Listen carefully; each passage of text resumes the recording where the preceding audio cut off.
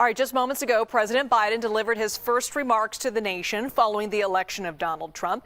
The short speech emphasized a peaceful transfer of power while also calling on the country to find unity following the election results. Let's take a listen to that. The soul of America, since our very founding, has always been an ongoing debate and still vital today. I know for some people, it's a time for victory, to state the obvious. For others, it's a time of loss. Campaigns are contests of competing visions. The country chooses one or the other. We accept the choice the country made. I've said many times, you can't love your country only when you win. You can't love your neighbor only when you agree. Something that I hope we can do, no matter who you voted for, is see each other not as adversaries, but as fellow Americans. Bring down the temperature. Bring down the temperature. CBS News Chief White House correspondent Nancy Cordes joins us now to break all this down for us. The tone, Nancy, seemingly optimistic there. What do you think his key message was?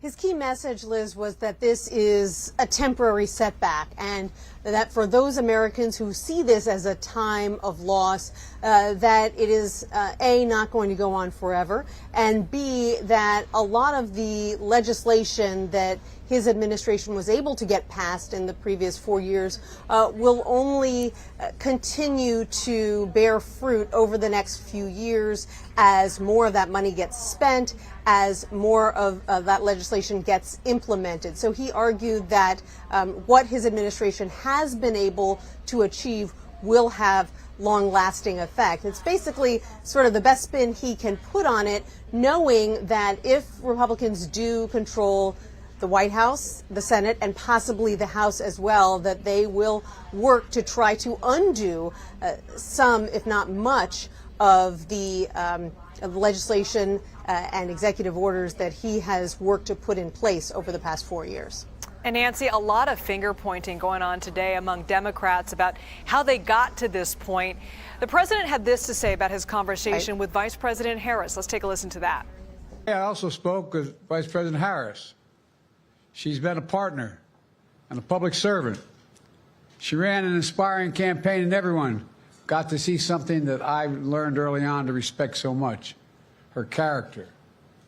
She has a backbone like a ramrod. She has great character, true character. She gave her whole heart and effort, and she and her entire team should be proud of the campaign they ran. Of course, there's a lot of discussions happening behind closed doors right now. How much work is ahead for Democrats, Nancy? Well, it depends on how much work they want to do. There are some Democrats who are calling for a large-scale soul-searching amid party leaders about what exactly went wrong here and what they need to do to win back the soul of working-class voters in this country. And then there are others who argue that they were simply facing some insurmountable headwinds. The fact is that here in the U.S., just like all over the world, there was a surge in the price of basically everything post-pandemic, 25%.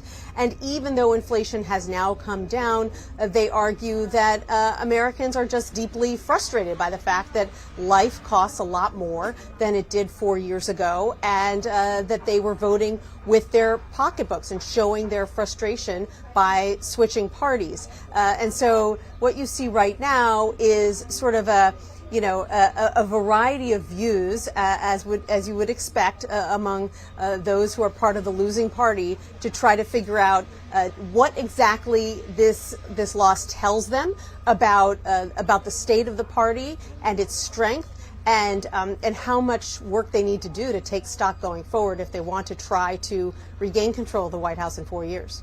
Yeah, the president's address, Nancy, today, definitely a message of hope. He called on the public, though, to keep fighting for democracy. Let's take a listen to that. Setbacks are unavoidable, but giving up is unforgivable. Setbacks are unavoidable, but giving up is unforgivable. We all get knocked down. But the measure of our character, as my dad would say, is how quickly we get back up. Remember, a defeat does not mean we are defeated. We lost this battle. The America of your dreams is calling for you to get back up. That's the story of America for over 240 years and counting. It's a story for all of us, not just some of us. The American experiment endures. We're going to be okay, but we need to stay engaged. Definitely a message of moving forward. What's the strategy here for the Biden administration, Nancy, ahead of the inauguration? I think they are still figuring that out, Liz. When it comes to the transition, they've made it clear that they will do everything they can to help the incoming Trump team. President Biden has invited the president-elect here to the White House. Vice President Harris, in her speech yesterday at Howard University, said the same. She said she'll do anything she can to help ensure a smooth transition. But beyond that, what this party is going to look like in the minority, how they are going to deal with the fact that Republicans have so much power in Washington, that is something that is still being worked out. And it depends in part on how the Republicans handle being in the majority. Republicans have gotten pretty used to being in the minority here in D.C. over the past few years. So what's their approach? How responsibly do they govern? Do they listen to some of these voices today who are calling openly for retribution against Democrats and against perceived enemies once Republicans have power? Or do they decide to govern more like mainstream Republicans? I think that's going to dictate how Democrats decide to handle themselves in the minority in the months and years ahead. Nancy, you've been working so hard this week. I hope you finally get some rest here in the coming days.